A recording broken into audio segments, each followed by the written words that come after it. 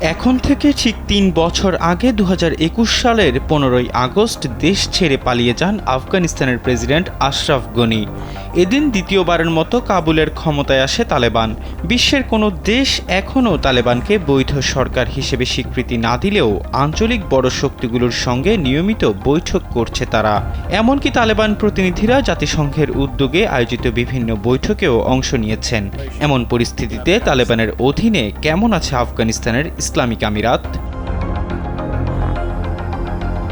Crisis গ্রুপের দক্ষিণ Asia প্রোগ্রামের কর্মকর্তা ইব্রাহিম বাহিস জানান, তালেবানরা ঐক্যবদ্ধ। তারা একটি গোষ্ঠী হিসেবে শাসন করে, একটি গোষ্ঠী হিসেবে যুদ্ধ করে। প্রশাসনে ঐক্য ও শৃঙ্খলা নিয়ে আসতে দেশের প্রত্যন্ত অঞ্চলের রণক্ষেত্র থেকে ঝানু তালেবান নেতাদের প্রশাসনে নিয়ে আসা হয়েছে।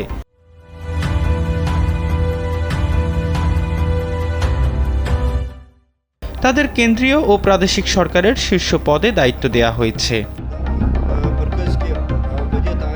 তালেবানের বর্তমান প্রশাসনকে আফগানিস্তানের আধুনিক সময়ের সবচেয়ে শক্তিশালী সরকার বলে মনে করেন বাহিস।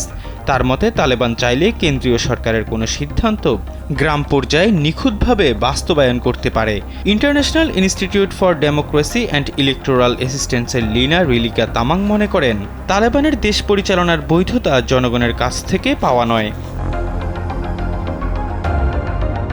এদিকে আফগানিস্তানের অর্থনীতি ক্রমশ দুর্বল হয়েছে। ২০২৩ সালেও দেশটির মোট জিডিপির প্রায় ৩০% এসেছে বিদেশি সহায়তা থেকে।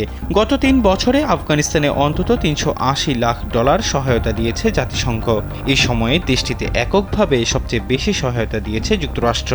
কিন্তু এসব সহায়তার একটি বড় অংশ অন্যদিকে চলে গেছে বলে অভিযোগ রয়েছে। তালেবান নারী শিক্ষা প্রায় নিষিদ্ধ করেছে, সব ধরনের চাকরি থেকে নারীদের বরখাস্ত করেছে। এসব কিছুও দেশটির অর্থনীতির জন্য আরেকটি বড় ধাক্কা। এদিকে তালেবান সরকারকে এখনও বিশ্বের কোনো দেশ স্বীকৃতি দেয়নি, কিন্তু চীন ও রাশিয়ার মতো দেশটির বড় প্রতিবেশীরা মনে করে একটি স্থিতিশীল আফগানিস্তান তাদের জন্য মঙ্গলজনক। আনুষ্ঠানিক স্বীকৃতি না দিলেও কাতার ও সংযুক্ত আরব আমিরাত তালেবানের সঙ্গে অর্থনৈতিক লেনদেন করছে। আন্তর্জাতিক স্বীকৃতির জন্য গুরুত্বপূর্ণ ভূমিকা রাখছে কাতার। অসংখ্য পাহারা চৌকি, সাজোয়া চান ও হাজার হাজার যোদ্ধা নিয়ে তালেবান নিজেদের নিরাপত্তা এক ধরনের নিশ্চিত করেছে।